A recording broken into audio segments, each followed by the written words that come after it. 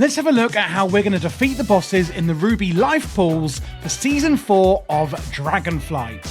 Starting off here with Melidrussa Chillworn. Now, when you actually go in, she is going to plop down from her floating position. And the first thing that you're going to see her do, specifically on the tank, is cast this, Frigid Shard. You can see here, it's a really, really quick cast. If you look literally how quick it casts, boom, done it, and again, and she's just cast it. That is not interruptible and will go onto her target and therefore the tank. And you just really need to be aware of this. And it's going to do quite a lot of frost damage to the tank. What she's then going to next do is spawn hail bombs, as you can see her casting now, and DBM is saying dodge attack. So she's going to spawn these on players with swirlies on the floor. As you can see here, the swirly on the floor appearing under my feet. And this is actually going to stay under each player, and you can see it's going to erupt like this into a sort of ice spike formation. This is pretty much going to stay around forever. And when you actually stand in one, it will do huge damage. Then what she's going to do is cast Chill Storm on someone, and you want to run out to the edge of the room like this. Do be aware it's going to try and suck you in, by the way. You want to kite it out to the edge of the room, come out from it, and as you can see, it then explodes. And here is the explosion here. When she casts this spell, it is actually going to knock people back and do AoE damage. Specifically regarding the knockback, you don't want to get knocked back into those hailstone spikes that were placed underneath you individually. Remember, they do stay around. What she's then going to do is actually spawning these little drakes here. You want to round these up, bring them to the boss, and then cleave them down on top of the boss. When she actually does call these whelps, she will then do another spell called Frost Overload, and that's the reason we want to cleave them down where she's standing, so that we can basically break that channel cast that she's doing, that's doing AoE damage, while killing the whelps as well. And here we can see her doing the whelps again, still casting that Frigid Shard, and then she's going to do the hail bombs again, and then it's going to repeat until the boss is dead. Then the next boss is Kokia Blazehoof. One thing she does here that you can see is the Ritual of Blaze Binding, and when this actually is being cast, you can see you're going to want to get out of this huge area on the ground, and then a mob is going to appear, which is here, the Blaze-bound Firestorm. Now, this is going to cast Inferno, as you can see there. And it's also going to cast something here, you can see Roaring Blaze. That one can be interrupted.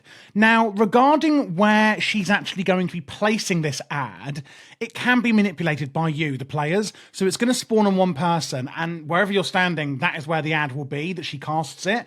If you want it, say, over where that tree is, what you can do is the entire group can group up over there, meaning that you know it's then going to spawn there because everyone's standing there. If everyone's dotted around the room, it could spawn on any one of you. Once you then defeat it, you can see here that it's actually going to cast Burnout, and then that's going to explode when the ad dies, like you can see there. And you want to make sure that you're out of that radius when the mob dies. So basically make sure you're out of it when the mob is spawning, make sure you're out of it when the mob is also dying. And again, you can manipulate it by standing as a group where you want the mob to spawn. She's then going to cast a spell, as you can see her casting now, called Molten Boulder.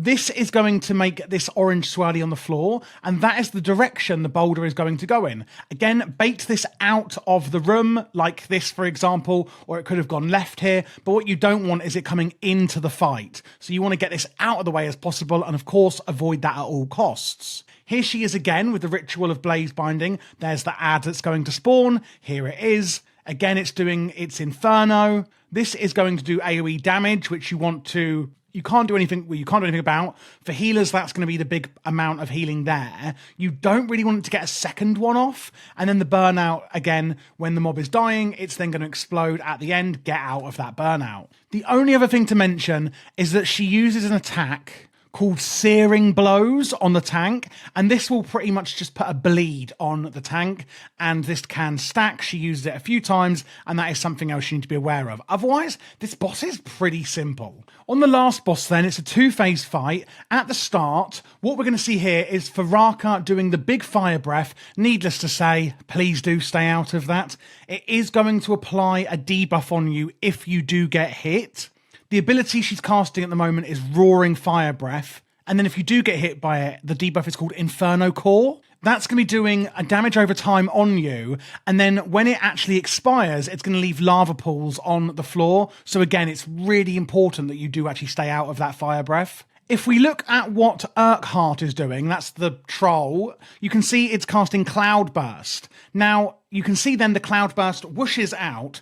This is actually going to interrupt your spell casting and lock you out of that spell school for 4 seconds. So you want to make sure when that is cast that you are not spell casting. You can then see it's going to be casting Winds of Change. This one here does AoE damage, and also applies this pushback effect you can see pushing us down the platform. If there were any of the embers on the ground that I spoke about earlier, this pushback will also move these as well, so do be careful of that. And then lastly, Kyrakka is going to target one of your members. As you can see here, it's me. I've got the orange circle around me, and it's called Flame Spit. You want to drag this out of the group, because as you can see, it's then going to leave some nasty pools on the floor. Another tip is to not do what I'm doing here, but when she's actually doing the fire breath, you should pull Erkhart towards her so that the melee can actually cleave both of them at the same time. And then once Erkhart gets to 50% health, that is actually what's going to trigger phase 2 of the fight. Now that he has reached phase 2, you can see then he's going to climb on Kyrakka's back, going up into the air, putting out those flame spits and doing the breath again, as you can see here, with the wind's pushback coming at the same time. You do need to kill them both to end the fight. As you can see here, we've now killed Erkhart, so that's him out of the way, and we're just left with Kyrakka. The fire breath and the spits are still going to come, and I've actually purposely stood in it here so you can see that debuff that I've got on myself. And therefore I have to run out, and it's going to put more of those pools down because I've stood in the fire. Continue doing those few things, and that's it. The fight is over. One other thing to mention is that Erkhart will actually put a debuff on the tank, where the tank will then take increased damage, which you need to dispel. That's for healers. Again, for the tank, try and position them in phase 1 together. Obviously, it doesn't matter in phase 2 because they're on top of each other. And for everyone else, including the DPS healers and tanks, of course, try to stay out of those fires. But that is it, guys, for the Ruby life pools.